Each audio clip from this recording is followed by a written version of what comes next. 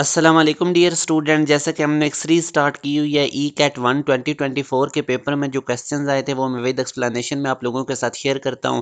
इससे पहले अगर आप लोगों ने हमारे बैच को ज्वाइन नहीं किया, अगर आप प्रॉपर वे से प्रिपरेशन करना चाहते हैं तमाम सब्जेक्ट्स की, तो इंपॉर्टेंट अनाउंसमेंट ये है कि 1 अप्रैल से हमारा बैच स्टार्ट हो चुका है। तो आप अभी इसमें अपनी इनरोलमेंट ले सकते हैं। हमारे पास चंद एक सीट अवेलेबल हैं। इसके अंदर आप लोगों को ई कैट 2 के लिए प्रिपेयर किया जाएगा। तमाम सब्जेक्ट्स के लिए बोर्ड के साथ पैरेलल आपकी तैयारी करवाई जाएगी। कोई बर्डन आप पे नहीं बनेगा। सारा काम क्लास के अंदर करवाया जाएगा मैक्सिमम।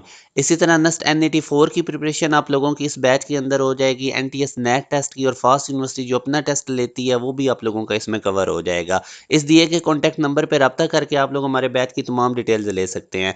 हमारे व्हाट्सएप चैनल को ज़रूर फॉलो करें। इसी वीडियो के डिस्क्रिप्शन में आपको उसका लिंक मिल जाएगा। इसके थ्रू आप लोगों को यूनिवर्सिटीज़ की अपडेट्स, कब किस यूनिवर्सिटी का टेस्ट होना है, कैसे अप्लाई करना है, मोस्ट इंपॉर्टेंट स्कॉलरशिप की अपडेट आप लोगों को इस हमारे व्हाट्सएप चैनल के थ्रू डायरेक्टली मिलती रहेंगी। इसी वीडियो के डिस्क्रिप्शन में आप लोगों को इसका लिंक मिल जाएगा।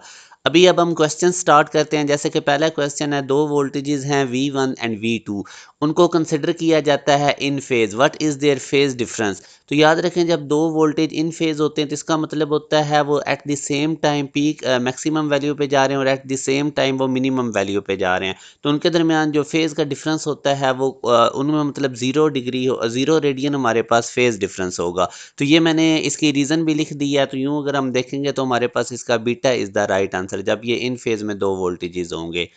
नेक्स्ट क्वेश्चन में अगर आप देखें तो वो कहते हैं कि एक सैटेलाइट है, वो ऑर्बिट करता है अर्थ के around in circular path. How does the satellite speed change relative to the earth if its orbital distance increases. तो याद रखें, जब ऑर्बिटल डिस्टेंस या अगर हम मोर प्रिसाइजली कहें तो सेंटर से जब डिस्टेंस इंक्रीज होता है तो जो हमारे पास स्पीड होती है वो डिक्रीज हो जाती है। अब अगर आप लोग इसका ये एक रिलेशन देखें, आप लोगों ने ऑर्बिटल स्पीड का पढ़ा था, तो इसमें आप देख लें इसका डिस्टेंस के रूट के साथ इन्वर्सली प्रोपोर्शनल होती है स्पीड। तो जैसे जैसे डिस्टेंस बढ़ता जाता है जो हमारे पास स्पीड है वो कम होती जाती है। तो इसका जो बेस्ट आंसर है वो बीटा है, the speed decreases significantly. Next अगर क्वेश्चन देखें तो वो कहता है कैपेसिटर है, उसने initially hold a charge of 2 microcoulomb when the potential difference across its plates is 1 volt. If the charge on the capacitor is then reduces to 1 microcoulomb. यानी अब देखें 2 माइक्रोकूलम से चार्ज अगर 1 माइक्रोकूलम हो गया, हाफ हो गया, what will be the potential difference become. तो पोटेंशियल डिफरेंस भी डेफिनेटली हाफ हो जाएगा। अगर पहले 1 वोल्ट था तो ये हमारे पास 0.5 वोल्ट हो जाएगा। अभी हमें पता है कैपेसिटर में charge directly proportional to potential difference होता है। तो अगर हमारे पास चार्ज हाफ हो रहा है तो डेफिनेटली जो वोल्टेज हैं वो भी हाफ हो जाएंगे। तो इसका जो बेस्ट ऑप्शन है वो अल्फा है, हमारे पास 0.5 वोल्ट। नेक्स्ट क्वेश्चन में अगर आप देखें तो consider a source of EMF 10 volt and internal resistance 20 ohm, another resistance R is attach in circuit और उसकी रेंज है 0 ओम से 15 ohm. What would be the R for maximum power output. तो मैक्सिमम पावर आउटपुट के लिए हमें load resistance R की value कितनी रखनी पड़ेगी। अब आप लोग ये पढ़ कर आए हैं कि जो मैक्सिमम पावर आउटपुट है उसमें जो एक्सटर्नल लोड रेजिस्टेंस होती है वो इंटरनल रेजिस्टेंस के इक्वल होनी चाहिए। अब यहाँ से अब अगर इसकी आप रेंज देखें लोड रेजिस्टेंस की, तो ये 0 ओम से 15 ओम तक है। अगर तो ये लोड रेजिस्टेंस 20 ओम हो जितनी इंटरनल रेजिस्टेंस है तो फिर हमारे पास मैक्सिमम पावर आउटपुट होगी। मगर अब चूंकि हमारे पास यहाँ पे 20 ओम तो इसकी रेंज में गिवन ही नहीं है, तो मैक्सिमम इसकी रेंज कितनी हो सकती है, 15 ओम तक ओम हो। हम ये एक्सटर्नल लोड रेजिस्टेंस लेंगे तभी हमारे पास ऑलमोस्ट मैक्सिमम पावर आउटपुट आएगी। तो ये मैंने इसकी रीज़न लिख दी हुई है कि हमारे पास, आप लोगों ने ये पढ़ा भी था कि इंटरनल रेजिस्टेंस के इक्वल जब लोड रेजिस्टेंस कैपिटल आर होगी तो तब मैक्सिमम पावर आउटपुट होती है। तो अब हम इसलिए इसकी मैक्सिमम वैल्यू लेंगे जो कि 15 ओम है इस कैपिटल आर की। तो तब हमें, क्योंकि अब ऑप्शन में हमें मैक्सिमम वैल्यू इसकी 15 ओम तक गिवन है, तो सी इज़ द राइट आंसर। इसी तरह अब ये वाला क्वेश्चन है, इसमें वो कहता है कि imagine a man throwing a ball for maximum range. Maximum range के लिए एक बंदा बॉल थ्रो कर रहा है in a perfect scenario with no air resistance. तो था 45 डिग्री एंगल पे हमें मैक्सिमम ग्रेटेस्ट डिस्टेंस अचीव होता है। Now consider a strong wind blowing in the direction of ball. तो जब बॉल की डायरेक्शन में विंड ब्लो कर रही होगी तो उसको हम टेल विंड कहेंगे। और फिर वो कहता है दूसरे केस में opposite to the direction of the ball, तो उसको हम हेड विंड कहेंगे। अब कहता है for each scenario how should the throwing angle be adjusted to achieve the maximum range. तो अब अगर आप इन तमाम ऑप्शंस को देखें तो पहले ऑप्शन में वो कह रहा है maintain a 45 degree angle for both tail wind and head wind, तो ये तो पॉसिबल नहीं है। उसके बाद वो कह रहा है throw at a slightly lower angle less than 45 degree for both tail wind and hand wind, ये भी ठीक नहीं। Throw at a slightly higher angle greater than 45 degree for both tail wind and head wind. अब delta option अगर आप देखें तो वो कहता है throw at a lower angle less than 45 degree for tail wind. अब टेल विंड क्या थी, जो मैंने आपको बताया था कि जब हमारे पास टेल विंड में बेसिकली जो बॉल होगी, इसमें जिधर विंड ब्लो कर रही है उधर ही बॉल की मोशन है, तो उसको एक एक्स्ट्रा पुश मिलेगी। तो इसलिए हम मैक्सिमम रेंज हासिल करने के लिए उसको लेस देन 45 डिग्री के एंगल पे थ्रो करेंगे ताकि वो एडिशनल पाथ कवर करेगी। Throw at a angle of less than 45 degree for tail wind, तो ये टेल विंड के केस में हो गया।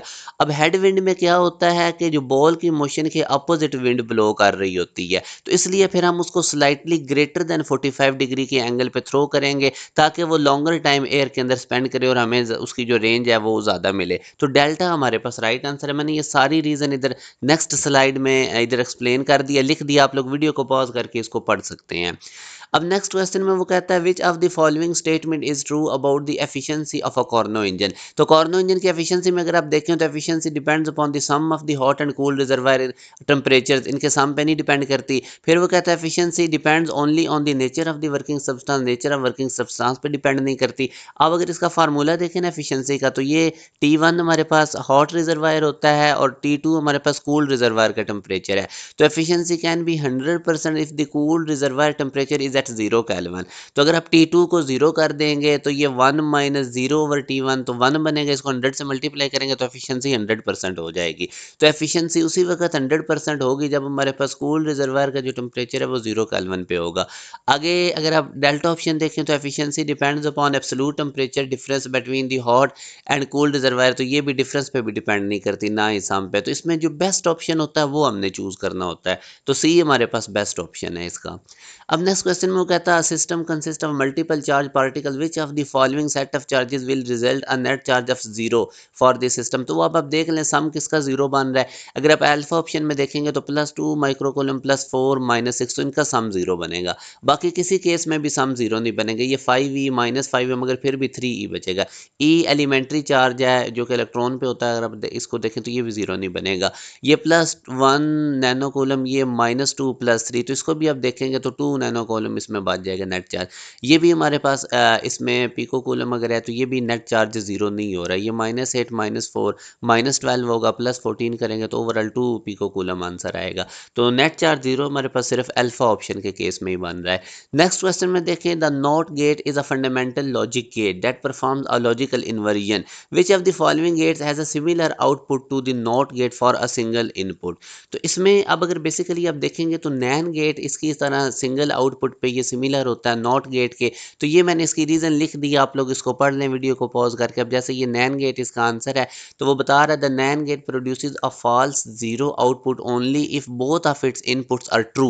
यानी ये ट्रू है तो आउटपुट में ये हमें फॉल्स देता है, दोनों जब इसकी इनपुट्स ट्रू होंगी नैन गेट की। तो आगे अगर आप देखें तो the NAND gate is similar to the NOT gate in that it performs a logical inversion.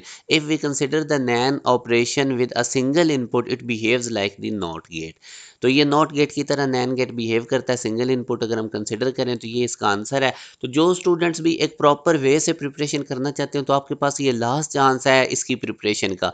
आप लोग हमारे बैच को ज्वाइन करें, इसमें आपको तमाम सब्जेक्ट्स की तैयारी करवाई जाएगी। आप लोगों को टॉपिक वाइज लेक्चर्स दिए जाएंगे, मेन एरियाज़ के ऊपर ज़्यादा फोकस किया जाएगा और मैक्सिमम काम आप लोगों का क्लास के अंदर ही करवाया जाएगा। पहले आप लोगों को सेकंड ईयर करवाई जाएगी, उसके बाद फर्स्ट ईयर करवाई जाएगी और बोर्ड के पेपर वाले दिन आप लोगों की क्लास नहीं होगी, मैक्सिमम काम क्लास के अंदर होगा। आप लोगों को बहुत ज़्यादा रेलेवेंट चीज़ें करवाई जाएंगी। तो जो स्टूडेंट्स भी ECAT 2 NET 4 NTS net fast प्रयास यूनिवर्सिटी कैंटी टेस्ट की घर बैठे प्रिपरेशन करना चाहते हैं तो आप हमारे इस लास्ट बैच को ज्वाइन कर सकते हैं। ये इस सेशन का हमारा आखिरी बैच है और बहुत ज़्यादा कम्प्रीहेंसिव है। इस दिए गए कॉन्टैक्ट नंबर पर व्हाट्सअप करके आप तमाम डिटेल्स ले सकते हैं। अपना ख्याल रखिएगा। अल्लाह हाफिज़।